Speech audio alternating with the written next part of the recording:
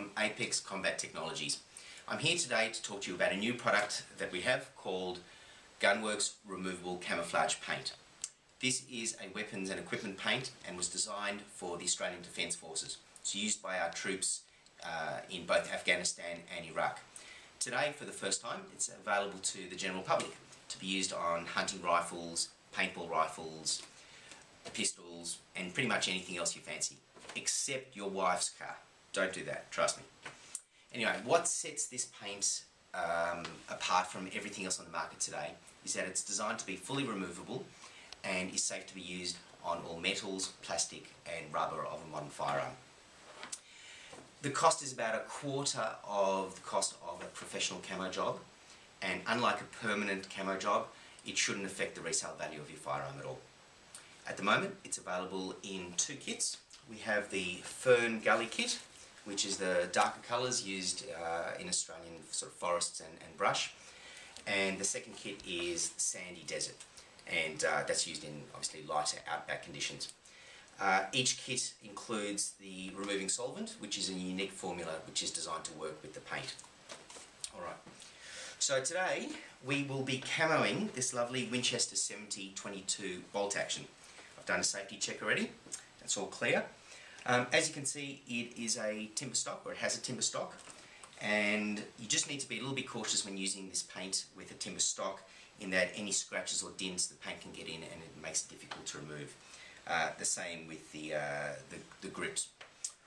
Alright, so the other issue is the possibility of a dulling of the lacquer if you've got a very good finish on your gun stock. I don't mind, this is a bit of an old weapon, so I'm quite happy to give this a bit of a revamp. As you can see, we've now disassembled our firearm, and I've put masking tape over everything we don't want painted, including the serial number, as I said before. You need to make sure that you clean your firearm with methylated spirits, make sure all the oil is off your firearm, otherwise the paint is not going to adhere properly. So, the way we start this is we use the lightest colour first. In this case it'll be light leaf green, and we then progress to the darker colours. So we do a base coat with this, a nice thick base coat I should say, and we spray it about 25 centimetres from your firearm, and you do it in nice even coats, nice thin mist each time. You don't want to overspray. You then wait about 5 to 10 minutes between coats, and you do that 3 times to get a really good base surface. Alright, make sure you shake the can for about a minute before you get started, and when you're finished painting, turn the can upside down and it clears give it a spray and it'll clear the nozzle, and you should be able to reuse paint for next time.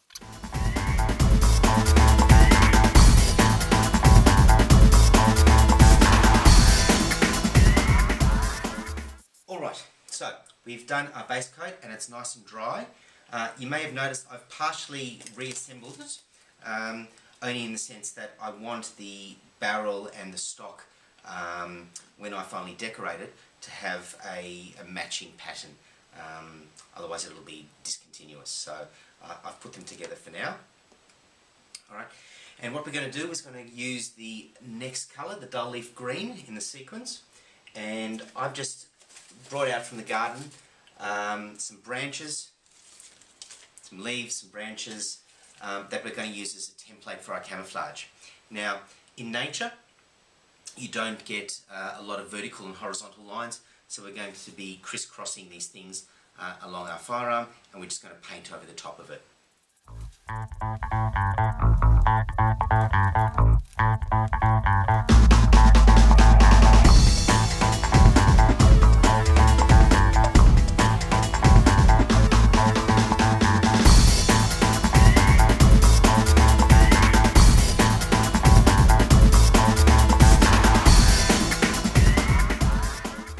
Alright, well, we've cleaned up our work area, and this is what our final product looks like.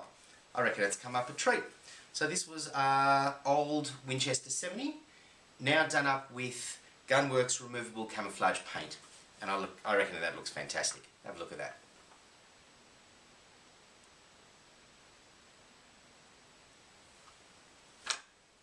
I reckon that's a firearm that any gun owner would be very proud to have.